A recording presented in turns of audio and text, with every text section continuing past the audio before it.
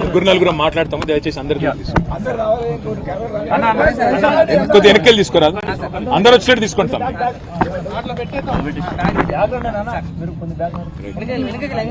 కాదు, మీరు వెనకకెళ్ళి తీసుకుంటాం, అందరు వస్తారు. తమ వెనకకెళ్ళి తీసుకోండి ప్లీజ్.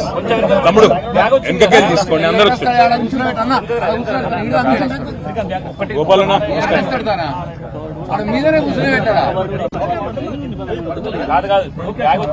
రైట్ రైట్ రైట్ ఇక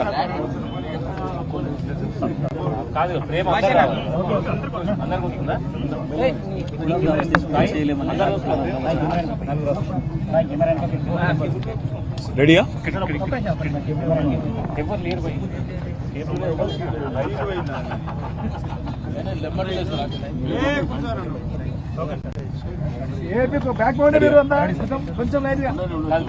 పేరుకేమో ప్రజాపాలన, ప్రజాప్రభుత్వం, పేరుకేమో మరి మేము చాలా ప్రజాస్వామికంగా ఉన్నాము అని చెప్పి తెల్లారి లేస్తే పాడిందే పాటరా అన్నట్టు ప్రతిరోజు అరిగిపోయిన గ్రామ్ఫోన్ రికార్డు లాగా ముఖ్యమంత్రి నుంచి మొదలు పెడితే మరి మంత్రుల దాకా అందరూ ఒకటే మాట, ప్రజాపాలన, ఇందిరమ్మ ప్రభుత్వం అని చెప్తారు. కానీ నిన్న గవర్నర్ గారు ఉభయ సభల్ని ఉద్దేశించి చేసిన ప్రసంగం మీద, అందులోని డొల్లతనం మీద, అందులో చెప్పిన పసలేని విషయాల మీద, అందులో చెప్పిన పచ్చి అబద్ధాల మీద ఈరోజు మా పార్టీ తరపున శాసనసభలో గౌరవనీయులు మాజీ మంత్రివర్యులు సూర్యాపేట శాసనసభ్యులు పెద్దలు జగదీశ్వర్ రెడ్డి గారు మాట్లాడడం మొదలుపెట్టి కేవలం 10 నిమిషాలు కూడా కాకముందే 6 నిమిషాల లోపలనే ఈరోజు ఉద్దేశపూర్వకంగా అటు మంత్రులు, ఇటు కాంగ్రెస్ పార్టీకి సంబంధించిన శాసనసభ్యులు రన్నింగ్ కామెంటరీ చేస్తూ ఆయన ప్రసంగానికి అంతరాయం కలిగిస్తూ ఇష్టం వచ్చిన కామెంట్స్ చేస్తూ ఉంటే జగదీశ్వర్ రెడ్డి గారు ఏమాత్రం సంయమనం కోల్పోకుండా చాలా చక్కగా రాష్ట్రంలో ఎండిపోతున్న పంటలు, రాష్ట్రంలో అధోగతి పాలైన వ్యవసాయం, రైతుల కష్టాలు, జరగని రుణమాఫీ, పడని రైతు బంధు, ఇవన్నీ ఎండగడుతూ తన పద్ధతుల్లో చాలా స్పష్టంగా ప్రభుత్వానికి ఇవాళ ఒక హెచ్చరికలాగా రాష్ట్ర ప్రజల తరపున చేస్తుంటే అమలు కాని 6 గ్యారంటీలు, ఇచ్చిన 420 హామీల వాగ్దాన భంగం, వీటన్నిటి మీద విమర్శలతో ఇవాళ దాడి చేస్తుంటే తట్టుకోలేని ప్రభుత్వం ఈరోజు నీతిబాహ్యంగా, నిస్సిగ్గుగా ఇవాళ కేవలం అబద్ధాల మీద ఆధారపడే ఈరోజు మా గౌరవ సభ్యులు జగదీశ్వర్ రెడ్డి గారిని అనని మాటను అన్నట్టుగా చిత్రీకరించి ఇవాళ సస్పెండ్ చేసే ప్రయత్నం చేసింది. ఇవాళ 2 ముఖ్యమైన విషయాలు ఇక్కడ మేము చెప్పాల్సింది. జగదీశ్వర్ రెడ్డి గారు ఒక్కటంటే ఒక్క మాట కూడా, ఒక్క పదం కూడా అన్పార్లమెంటరీ మాట శాసనసభలో మాట్లాడలేదు. కేవలం అన్నది ఒకటే ఒక్క మాట. ఏమన్నారు ఆయన? స్పీకర్ గారు, మీరు మాకందరికీ తండ్రి లాంటి వారు, మీరు మా అందరి తరఫున అక్కడ ఉన్నారు, మా అందరి హక్కులు మీరే కాపాడాలి అని ఆక్రోశం వ్యక్తం చేశారు. దాంతోపాటు ఎక్కడా కనీసం ఒక్క మాట కూడా స్పీకర్ గారిని అగౌరవంగా పొరపాటున కూడా పెద్దలు జగదీశ్వర్ రెడ్డి గారు అనలేదు. కానీ ఇవాళ అనని మాటను అన్నట్టుగా ఇవాళ జరగని తప్పునేదో తరిగినట్టుగా చిత్రీకరించి ఇవాళ మా గౌరవ సభ్యులు జగదీశ్వర్ రెడ్డి గారిని ఏదైతే ఈ సమావేశాలు ముగిసేంత వరకు సస్పెండ్ చేస్తున్నామని చెప్పి ఏకపక్షంగా నియంతృత్వ పోకడలతో ఈ రాష్ట్ర ప్రభుత్వం 5 గంటలు సభను వాయిదా వేసి ఢిల్లీలో ఉండే రేవంత్ రెడ్డి గారి ఆదేశం మేరకు గొంతు నొక్కి మా కనీసం ఉరిశిక్ష వేసే ముందు కూడా ఆ ఉరిశిక్ష ఎవరికైతే విధిస్తారో వారికి తమ వాదన చెప్పుకునే అవకాశం ఇస్తారు. కానీ జగదీశ్వర్ రెడ్డి గారి కనీసం తాను చేసిన తప్పేంది, నేను ఏం మాట్లాడినా తప్పు మాట అని కనీసం వివరణ అడగడానికి గాని, అవసరమైతే మా నాయకుడు, మా పెద్దలు, ప్రతిపక్ష నాయకులు, తెలంగాణ సాధించిన పెద్దలు గౌరవనీయులు కేసీఆర్ గారు మాకు స్పష్టంగా ఆదేశం ఇచ్చినారు. స్పీకర్ గారు పెద్దవారు, ఒకవేళ ఆయన బాధపడి ఉంటే ఏం పర్వాలేదు, మీరు విచారం వ్యక్తం చేయండి, తదనంతరం సభను సజావుగా జరిగేటట్టు సహకరించండి అని చెప్పి మాకు ఆదేశం ఇచ్చినారు. ఆ మాట మేమందరం కూడా, శాసనసభ్యులందరం కూడా పోయి స్పీకర్ గారికి, శాసనసభ వ్యవహారాల మంత్రి శ్రీధర్ బాబు గారికి కూడా స్పష్టంగా చెప్పొచ్చినాం. సార్ మాకు మైక్ ఇవ్వండి, మేము నిజంగానే ఏదైనా పొల్లు మాట మాట్లాడింటే అవసరమైతే టీవీ పెట్టి శాసనసభలో చూపెట్టండి, సభ్యులందరికీ అన్ని పార్టీల అభిప్రాయాలు తీసుకోండి.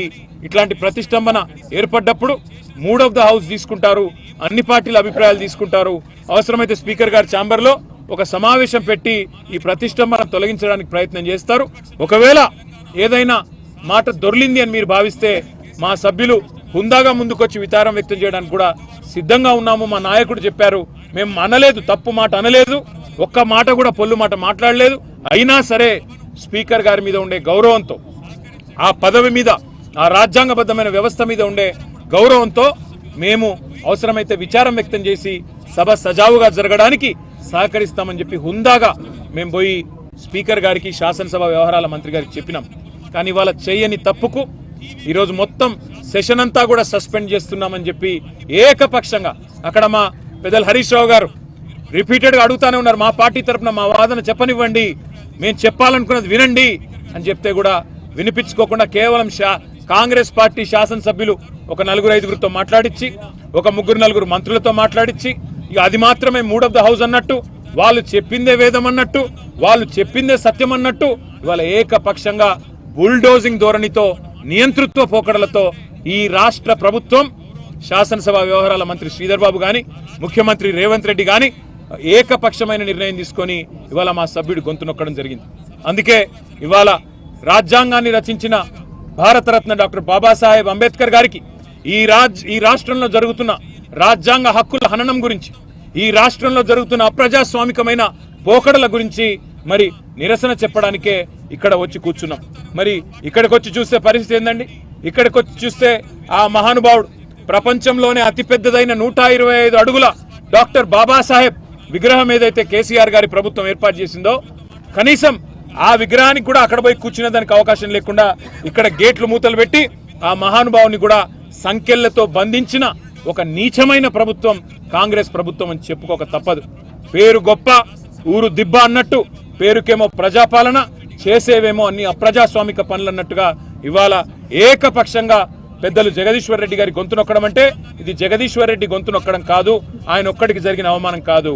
ఈ రాష్ట్రంలోని రైతాంగం తరపున, ఈ రాష్ట్రంలోని ఆడబిడ్డల తరపున నెలకు 2,500 రూపాయలు కావాలని గొంతు విప్పినందుకు, రాష్ట్ర రైతాంగం తరపున రుణమాఫీ జరగలేదు అని చెప్పి ప్రశ్నించినందుకు, రాష్ట్ర రైతాంగం తరపున ఎండుతున్న పంటల విషయంలో మా పార్టీ తరపున ప్రభుత్వాన్ని నిలదీసినందుకు, రాష్ట్ర పేదవాళ్ల తరపున పెంచని పెన్షన్ల గురించి, అమలు కాని 6 గ్యారంటీల గురించి, 420 హామీల గురించి ప్రశ్నించినందుకు తట్టుకోలేక ఈరోజు ప్రభుత్వం ఒక కుయుక్తితో మా సభ్యుడిని సస్పెండ్ చేసింది. అందుకే నిరసనగా మేమందరం కూడా ఇక్కడ కూర్చున్నాం.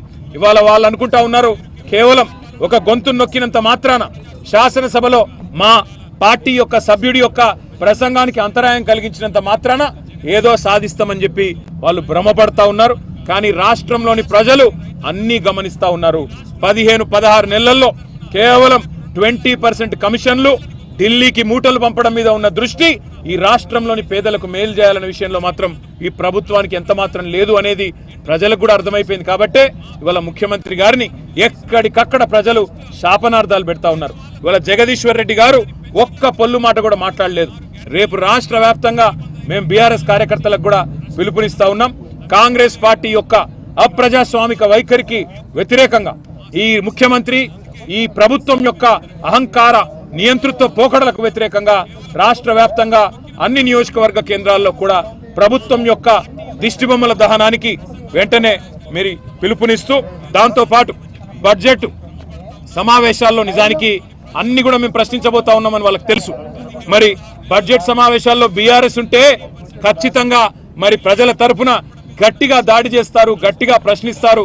420 హామీలు, 420 పనులు, ఈ కాంట్రాక్టులు, కమిషన్లు, మరి ఢిల్లీకి మూటలు అన్ని వెలుగులోకి వస్తాయనే భయంతో మా గొంతు నొక్కే ప్రయత్నం ఏదైతే చేస్తా ఉన్నారో తప్పకుండా దీనికి మరి ప్రజలు కూడా సమాధానం చెప్తారు, మేము కూడా సమాధానం చెప్తాం.